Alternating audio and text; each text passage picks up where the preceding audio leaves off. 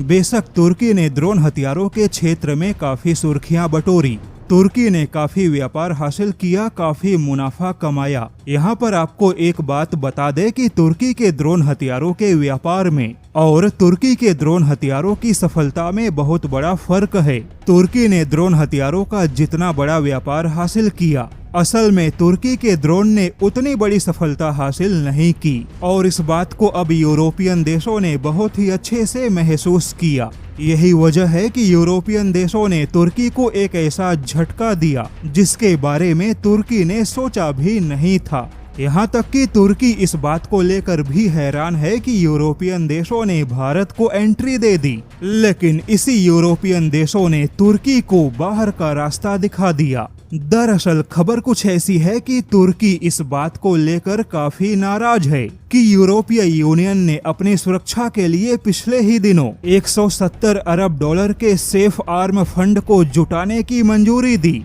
जहां यूरोपियन देश 170 अरब डॉलर खर्च करके विभिन्न प्रकार के हथियारों से अपनी सुरक्षा को मजबूत करेंगे। लेकिन यहाँ पर तुर्की इस बात को लेकर नाराज है कि यूरोपियन देशों ने 170 अरब डॉलर के सेफ आर्म फंड से तुर्की के हथियारों को बाहर रखा है, यानी कि सेफ आर्म फंड से यूरोपीय यूनियन तुर्की के हथियारों की खरीदारी नहीं करेगा। अब तुर्की इस बात को लेकर हैरान है कि माल्टा और लिथुआनिया जैसे देशों ने यूरोपियन देशों की सुरक्षा में भारत के हथियार खरीदने पर अपनी सहमति जताई, लेकिन तुर्की के हथियारों को कोई मंजूरी नहीं मिली। तुर्की ने कहा कि वह नाटो संगठन का सदस्य है और नेटो में अमेरिका के बाद उसी के पास में सबसे बड़ी सेना है। यूरोपियन देशों की सुरक्षा के लिए उसके पास में ड्रोन हथियारों की बड़ी क्षमता है, जो यूरोपियन देशों के लिए बहुत ही मूल्यवान साबित होंगे।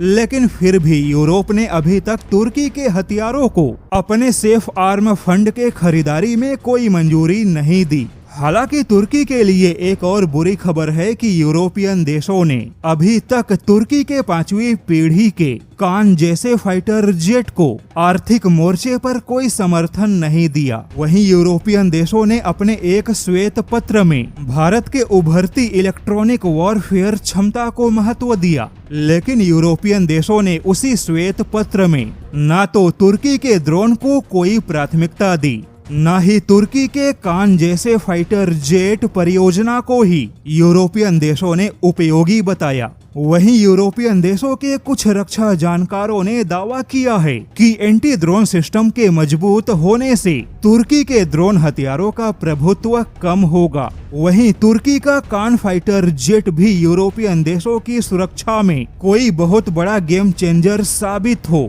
ऐसा दिखाई नहीं देता।